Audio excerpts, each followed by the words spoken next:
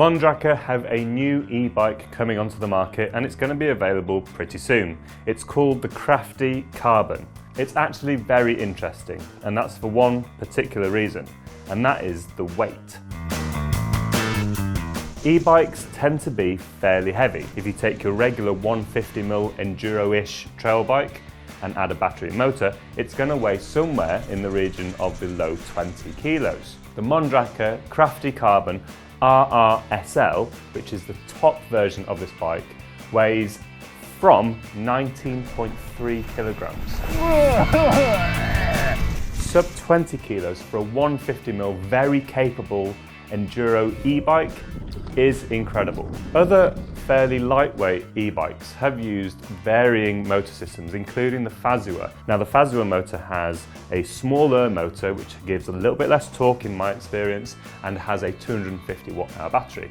So Mondraker could have gone down this route to build a super lightweight enduro-y e-bike. They haven't. They've stuck with the 4th generation Bosch motor, which is the latest one, and a 500 watt-hour or 625 watt-hour battery.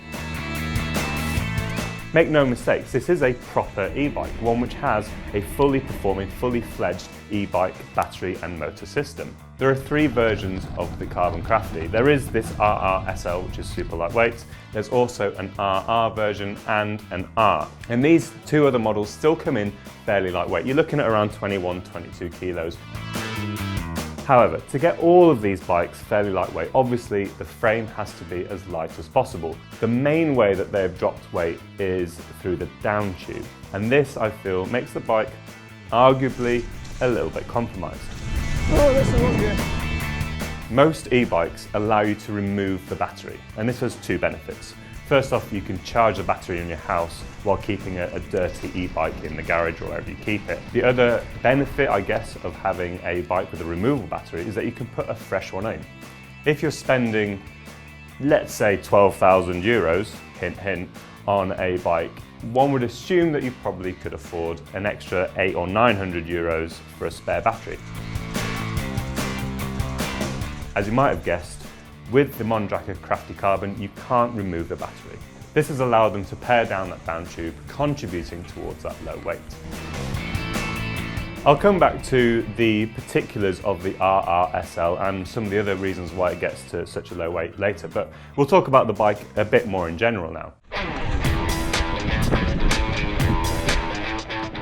A size large has a 490mm reach with 455mm chainstays.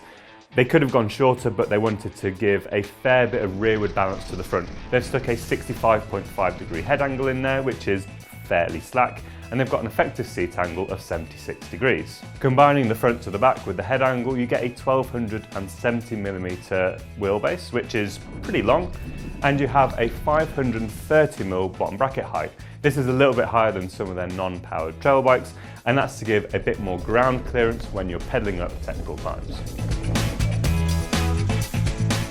Mondraker have also been working on the rear suspension for the Crafty Carbon. It has all those things that everyone seems to wish for. It is supple at the start of its stroke, so you get great small bump sensitivity for plenty of traction on loose surfaces. The progression starts early midway through its travel and gives a really nice controlled stroke all the way through. This prevents you blowing off the pedals. It gives lots of control on bigger hits. The other thing they've done is give it a fairly stable sort of platform. It's not a platform through the shock, but it's through the back end, and this is to aid pedaling.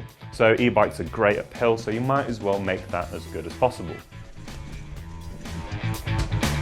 It also means that it's easier to pump the bike through trails as the bike has more support through its stroke. One of the side benefits of this is that when you're pedaling up steep hills, the bike's not sagging too much into its travel, which means it stays nice and perky, it keeps your seat angle fairly steep and gives that really great base for pedaling. So the theory is then we have a super lightweight frame which has been built for the rigours of enduro riding. We've also got a suspension system that's been optimised around e-bikes.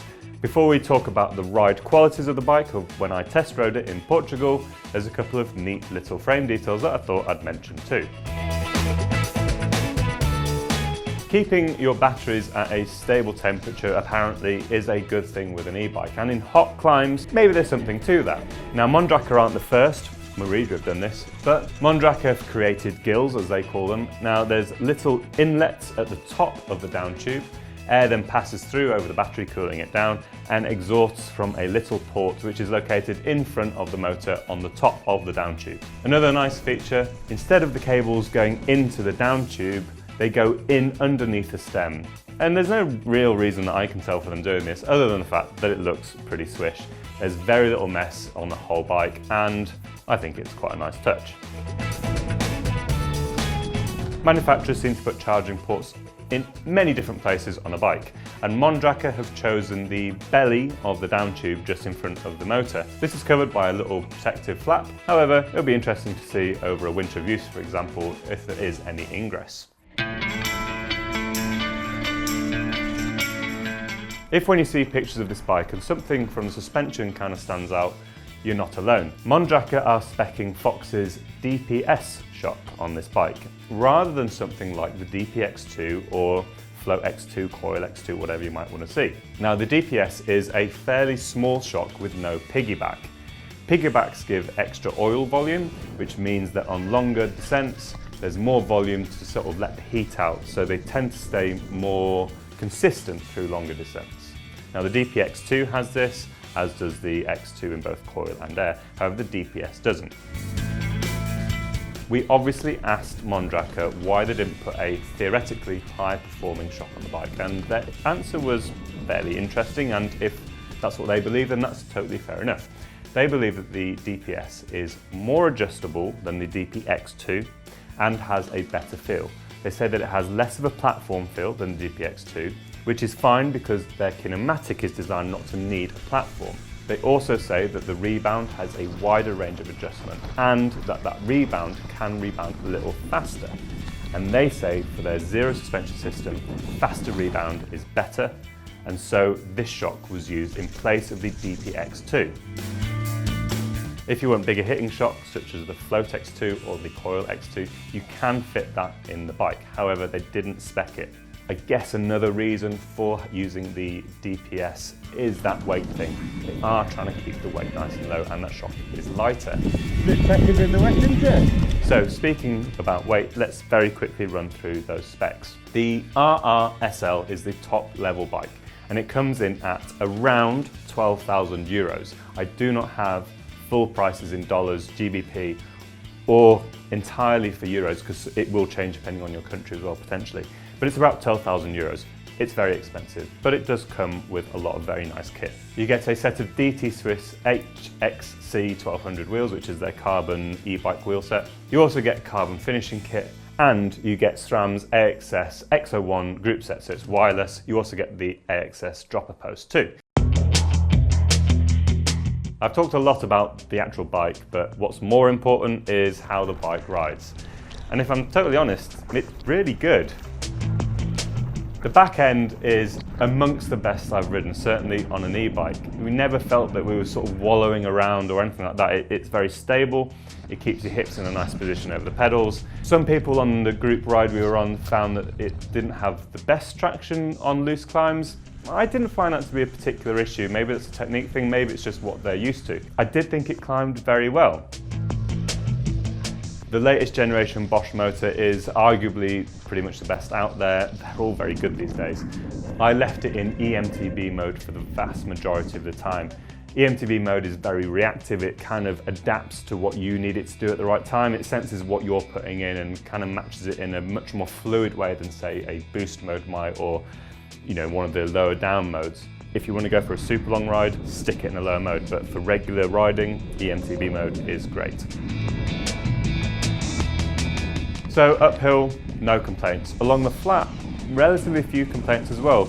That support that the suspension has that makes the climbing so good is still ever present, so if you are pumping through rollers or into the lips of jumps, it's all there. But as soon as you start pointing down a hill, the composure from that back end just stands out yet again.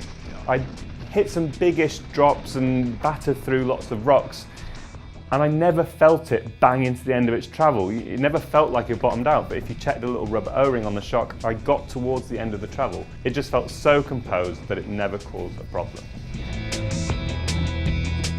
So on initial riding, I have come away very impressed with the Crafty Carbon. The back end is so good, the shape of the bike's really good, and with a few kit changes on there, they've made a really good bike. But it is also very expensive, and not being able to remove the battery is a bit of a pain. I know that the comments are going to be full of people complaining about the cost of the bike, and I get that, it's very, very expensive. However, in a couple of months' time in MBUK magazine, we will have an entry-level e-mtb test, and we will try and bring that content onto BikeRadar as soon as possible, so keep an eye out for that. Let me know what you do think in the comments about the Crafty RR-SL. Is it too expensive? Are the compromises though of not being able to remove that battery too much, or do you think it doesn't really matter? Don't forget to like this video, subscribe to the channel, and then once you've done so, click on the little bell, because this means you'll get notifications when we've released a new video so you don't miss any of our content.